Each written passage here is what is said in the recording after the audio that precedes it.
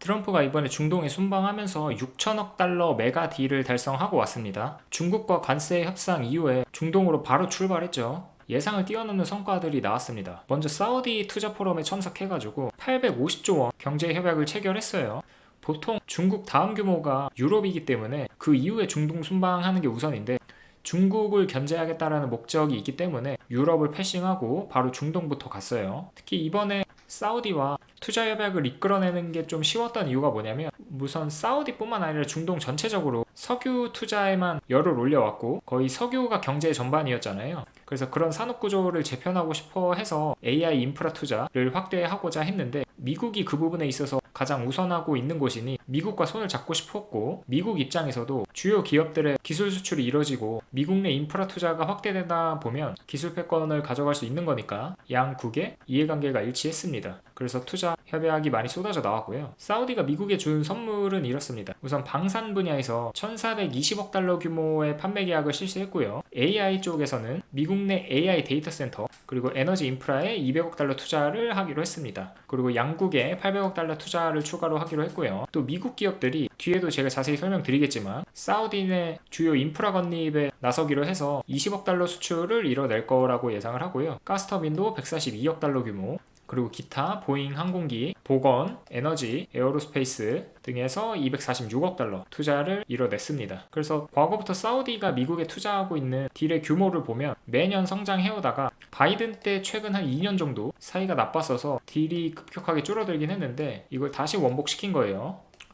AI, 에너지 분야에 집중돼 있고요. 이쪽 분야의 투자를 저희도 그러면은 해야 되겠죠. 트럼프 혼자만 방문한 건 아니고요. 주요 실리콘밸리의 거물들 함께 해가지고 총 출동했습니다. 보시면 오픈 AI의 샘 알트먼, 머스크는 당연히 갔고요. 그리고 레리 핑크, 블랙록 CEO죠. 그리고 투자그룹 레이달리오. 들어보신 적이 있는 인물들은 다 참여했다고 보시면 돼요. NDJC, 아마존 CEO죠. 그리고 호프만, 링크드인, 프레이즈는 시티그룹 CEO죠. 그리고 슈워츠먼 블랙스톤 해가지고 거물급 인사들은 다 참석했습니다. 그 말인 즉슨 여기 있는 기업들 상당한 계약을 따냈다는 거예요. 먼저 엔비디아 먼저 설명드리면 휴메인이라고 사우디가 국부펀드 출자해가지고 만든 민간 기업이 있는데 그쪽에 GB300 그 블랙엘 최신 버전이죠. 블랙엘 울트라칩 계약을 체결했습니다. 18,000대 공급하기로 했고요. 지금 가격 공개는 안 됐는데 개당 3만에서 4만 달러 정도 추정하고 있거든요. 그러면 향후 5년간 1조 달러 한국 돈으로 1,300조 원, 1,400조 원 정도 되겠죠. 그 정도의 신규 매출이 발생할 걸로 예상이 되고요. 최근 딥시크 이후부터 해가지고 AI 칩 수요 줄어들었다 감소했다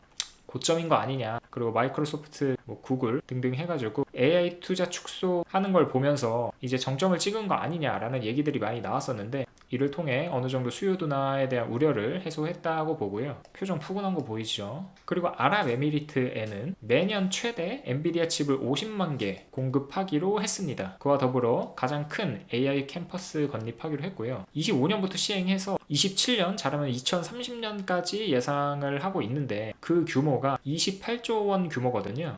이 정도면 지금 엔비디아 연간 매출의 15% 규모인데 아랍에미리트에서만 그 정도가 발생하는 거니까 상당히 큰 규모의 계약을 따낸 거죠. 또 이 협정에 대한 계약 조건 일부가 공개됐는데 거의 사기급이에요. G42라고 여기도 아랍에미리트에 자본이 들어간 회사인데 그 회사가 UAE에 그러니까 아랍에미리트의 데이터 센터 한 곳을 건설할 때마다 동일한 규모의 시설을 미국에도 설립해야 된다라는 조건을 넣어가지고 미국 내 투자도 확대할 수 있게끔 최고의 조건을 넣었고요. 그렇다는 거는 엔비디아의 칩이 들어갈 수밖에 없다라는 거니까 수요 우려에 대해서 해소할 만했습니다. 최근 엔비디아 주가 보면은 한 달 동안 무려 30% 상승했거든요. 그러면서 시총 3조 달러를 다시 돌파를 했는데 올해 기준으로 0.7% 높은 상황이라 플러스 양전했고요. 거의 고점에서 한 30-40% 가까이 빠졌던 것 같은데 급격하게 반등을 이뤄냈어요. 그리고 이에 질세라 리사수 AMD CEO도 같이 동행했거든요. 그래서 사우디 휴메인과 역시 GPU, CPU, DPU, 라이젠 다 공급하기로 했고요.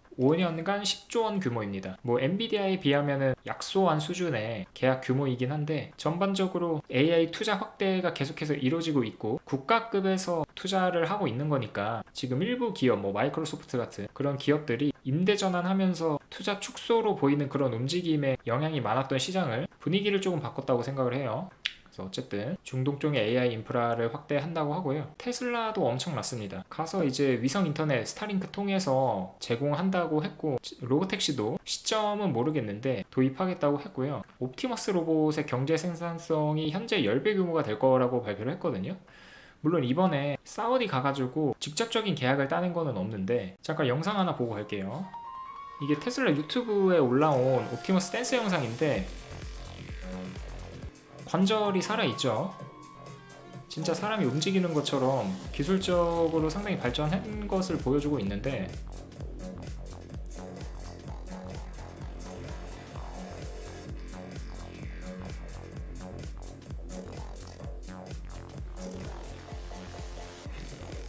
굉장히 자연스럽게 움직입니다. 네, 이 정도로 수준이 올라왔고요.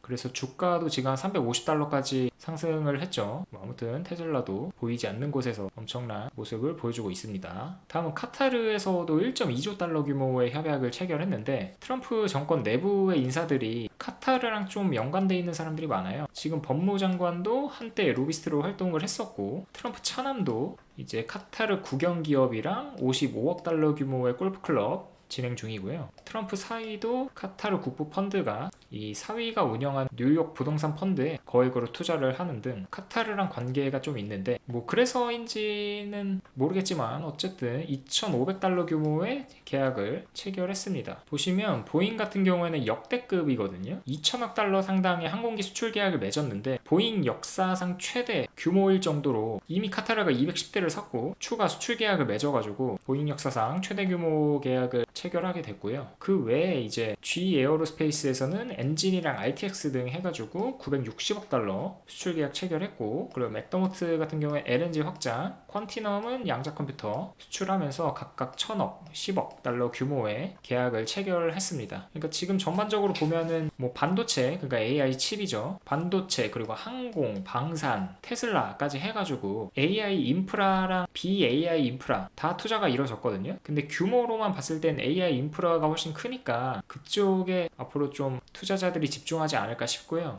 다음은 유럽이겠죠. 이제 유럽에서도 신규 뭐 계약이나 관세 협상들에 대한 소식들이 나올 텐데, 그런 것들도 기대해보면서 요즘 좋은 주가 흐름이 나오기를 기대하면서 오늘 방송은 여기까지 하도록 하겠습니다. 감사합니다.